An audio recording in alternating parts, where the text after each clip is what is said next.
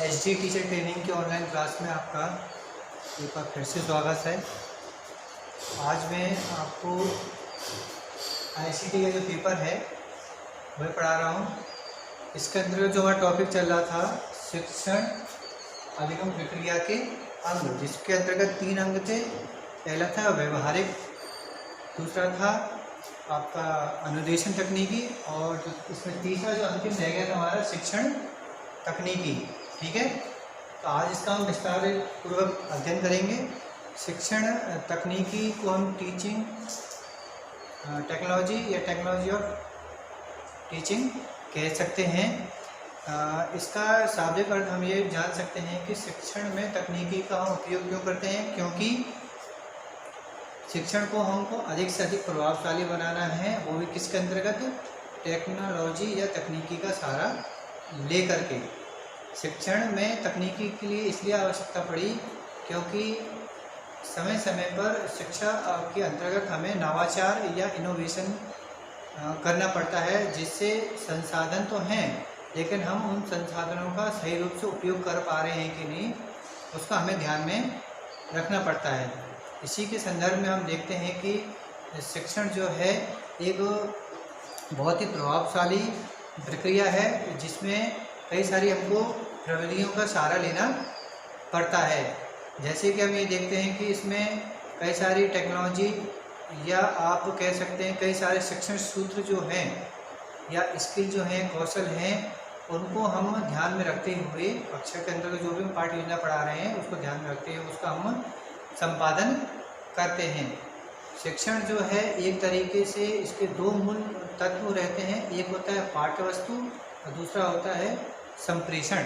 ठीक है, पाठ्य वस्तु आपका यानी सिलेबस, इसके अनुसार आप शिक्षक और छात्र हैं वो दोनों एक दूसरे से कनेक्ट रहते हैं, यानी बंधे हुए रहते हैं। ठीक है, दूसरा होता है कि उस सिलेबस को किस तरीके से कक्षा में अध्यापक जो है उसको संचालित कर रहा है। ठीक है, तो संप्रेषण एक तरीके से सूचनाओं का आदान प्रदान होता है, जिसमें कम से कम 2 तत्व रहते हैं, 2 व्यक्ति रहते हैं, जिसमें एक सूचना दे रहा है और एक सूचना प्राप्त कर रहा है। संप्रेषण को हम अन्य नाम से यानी कक्षा के अंतर्गत होने वाला व्यवहार, इस नाम से भी हम जानते हैं। ठीक है, तो कुछ विद्वानों ने शिक्षण जो तकनीक है उससे संबंधित कुछ परिभाषा दी है। पहले महोदय हमारे स्किनर महोदय, वो क्या कहते हैं, शिक्षण तकनीकी वह शास्त्र है जो शिक्षण की प्रभावशीलता को बढ़ाता है। ठीक है, यानी शिक्षक पढ़ा तो रहा है लेकिन तकनीक का सहारा लेके वह उसको क्या कर बना रहा है, इफेक्टिव यानी और प्रभावशाली। शिक्षण अधिगम की प्रक्रिया को अधिक क्या बना रहा है, समृद्ध बना रहा है। ठीक है, यदि हमें आज के विज्ञान और तकनीक की खोज, वैज्ञानिक आविष्कारों का प्रयोग कर शिक्षण को सुव्यवस्थित बनाना होता है। यानी स्किनर महोदय ने कुछ आपके इम्पोर्टेंट जो शब्द हैं इसमें है, पहला है प्रभावशाली, दूसरा है इसमें आपके वैज्ञानिक आविष्कार। ठीक है, तकनीक जो है किससे संबंधित है, विज्ञान से, और विज्ञान का नियम क्या कहता है कि डाटा को हम कलेक्ट कर लेते हैं लेकिन उसको हम जब तक व्यवस्थित रूप से, क्रमिक रूप से उसको नहीं करेंगे तो वह प्रोसीजर में नहीं आता है। तो स्किनर महोदय का परिभाषा का यह निष्कर्ष निकाल सकते हैं कि शिक्षण को अधिक प्रभावशाली, समृद्ध बनाने के लिए, मजबूत बनाने के लिए हमें विज्ञान का सहारा लेना पड़ेगा। उस विज्ञान के अंतर्गत हमें नवीन नवीन खोजों को प्रदर्शित करना पड़ेगा या उसको आइडेंटिफाई करना पड़ेगा। ठीक है, दूसरा हमारे महोदय हैं डॉक्टर भटनागर महोदय, वो क्या कहते हैं, शिक्षण तकनीकी केवल उन विशिष्ट प्रयत्न तथा प्रविधि की ओर संकेत करती है जिनका संबंध विशिष्ट रूप से कक्षा में शिक्षक के शिक्षण और विद्यार्थियों के सीखने को अधिक प्रभावपूर्ण बनाते हैं। यानी इन्होंने 2 आपने पहलू बताए हैं।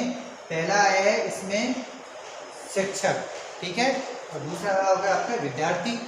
तो जो आपकी अंत्यक्रियाएँ होती हैं कक्षा में वो भी 2 पहलू के मध्य होती हैं। एक होता है आपका शिक्षक और दूसरे आप स्वयं होते हैं। ठीक है, विद्यार्थी। तो उनके मध्य जो इंटरेक्शन होता है यानी अंत्यक्रियाएँ होती हैं उसको प्रभावशाली बनाने के लिए वो किसका सहारा ले रहे हैं आप?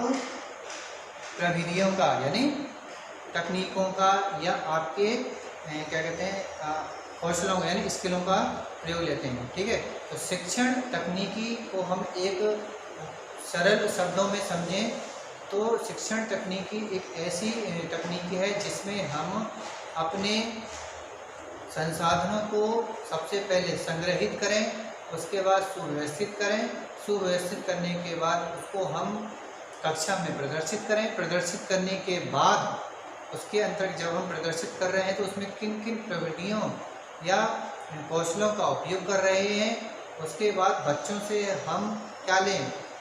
फीडबैक लें, प्रश्न पूछण लें। उसके बाद यदि हमारे पाठ्य योजना में यदि कोई कमी आ गई है तो उसका मूल्यांकन करें, मूल्यांकन करने के बाद फिर दोबारा से हमें क्या करना है? उसका निदान करना है और निदान के बाद हमें अंतिम जो है उसका उपचारात्मक सॉल्यूशन निकालना है। ठीक है, यानी समाधान निकालना है। यानी ये जो पूरी जो सिस्टमेटिक जो प्रक्रिया होती है यानी सुव्यवस्थित प्रक्रिया होती है वह जो है वो किसको प्रदर्शित कर रहा है शिक्षा के अंतर्गत?